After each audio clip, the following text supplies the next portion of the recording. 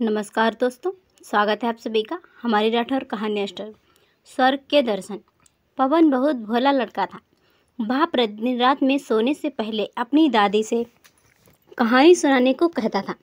दादी उसे नागलोक, पाताललोक, चंद्रलोक, सूर्यलोक आदि की कहानी सुनाया करती थी। एक दिन दादी ने उसे स्वर्ग का वर्णन सुनाया। स्वर्ग का वर्णन इतना सुंदर था कि उसे सुनकर पवन स्वर्ग देखने के लिए हट करने लगा। दादी ने उसे बहुत समझाया कि मनुष्य स्वर्ग नहीं देख सकता, किंतु पवन रोने लगा। रोते रोते ही वह सो गया। उसे स्वप्न में दिखाई पड़ा कि एक चमचम चमकते देवता उसके पास खड़े होकर कह रहे थे, बच्चे, स्वर्ग देखने के लिए मूल्य देना पड़ता है। तुम सर्कस देखने जाते हो तो टिकट देते हो ना, स्वर्ग देखने के लिए भी तुम्हें उसी प्रकार रुपए देने पड़ेंगे। स्वप्न में ही पवन सोचने लगा कि मैं दादी से रुपए मांग लूँगा, लेकिन देवता ने कहा, स्वर्ग में तुम्हारे रुपए नहीं चलते, यहाँ तो भलाई और पुण्य कर्मों का रुपया चलता है। अच्छा, तुम यहाँ डिबिया अपने पास रखो। जब तुम कोई अच्छा काम करोगे तो इसमें 1 रुपया आ जाएगा, और जब कोई बुरा काम करोगे तो यह 1 रुपया इसमें से उड़ जाएगा।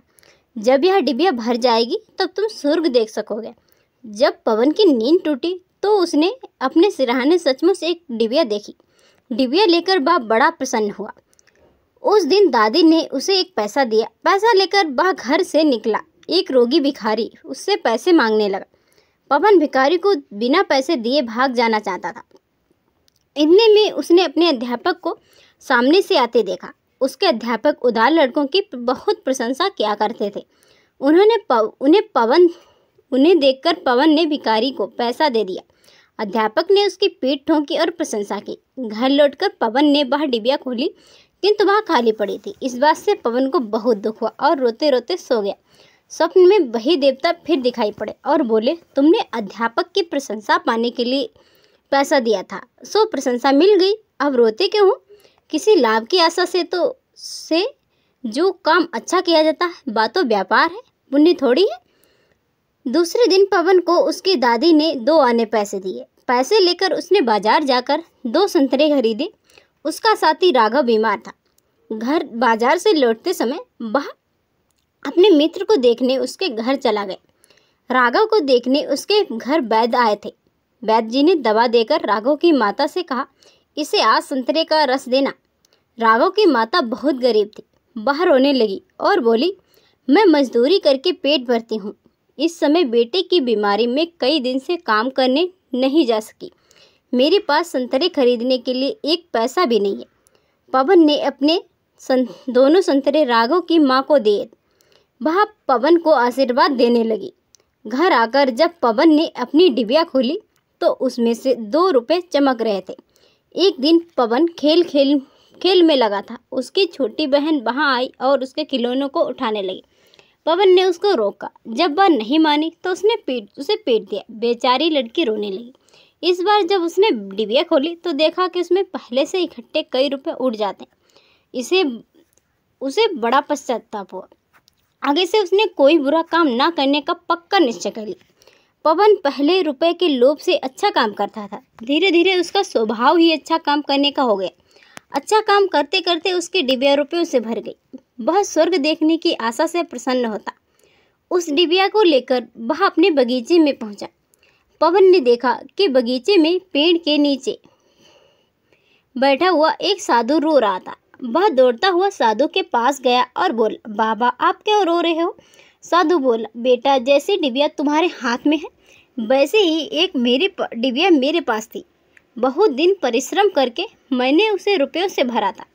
बड़ी आशा थी कि उसके रुपयों से स्वर्ग देखूंगा, किंतु आज गंगा जी में स्नान करते समय वह डिबिया पानी में गिर गई।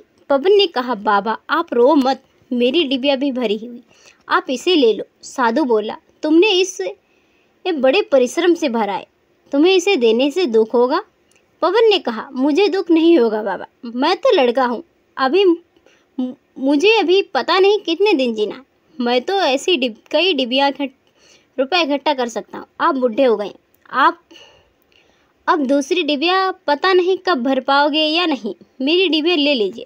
साधु ने डिबिया लेकर पवन के नेत्रों पर हाथ फेर दिया। पवन के नेत्र बंद हो गए। उसे स्वर्ग दिखाई पड़ने लगा। ऐसा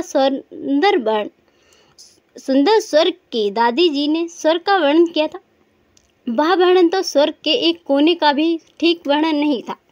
जब पवन ने नेत्र खोला तो साधु के बदले स्वप्न में दिखाई पड़ने वाला वही देवता उसके सामने प्रत्यक्ष खड़ा था।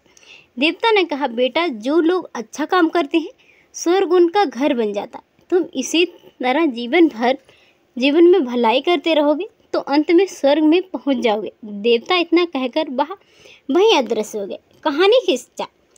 दोस्तों, मनुष्य जैसे काम करता है वैसा उसका स्वभाव हो जाता है। जो बुरे काम करता है उसका स्वभाव बुरा हो जाता है, फिर बुरा काम करने में ही आनंद आता है। जो अच्छा काम करता है उसका स्वभाव अच्छा हो जाता है, उसे बुरा काम करने की बात भी बहुत बुरी लगती है। दोस्तों, वीडियो पसंद आई हो तो लाइक और शेयर जरूर कीजिएगा। चैनल पर नए हो मेरे चैनल को सब्सक्राइब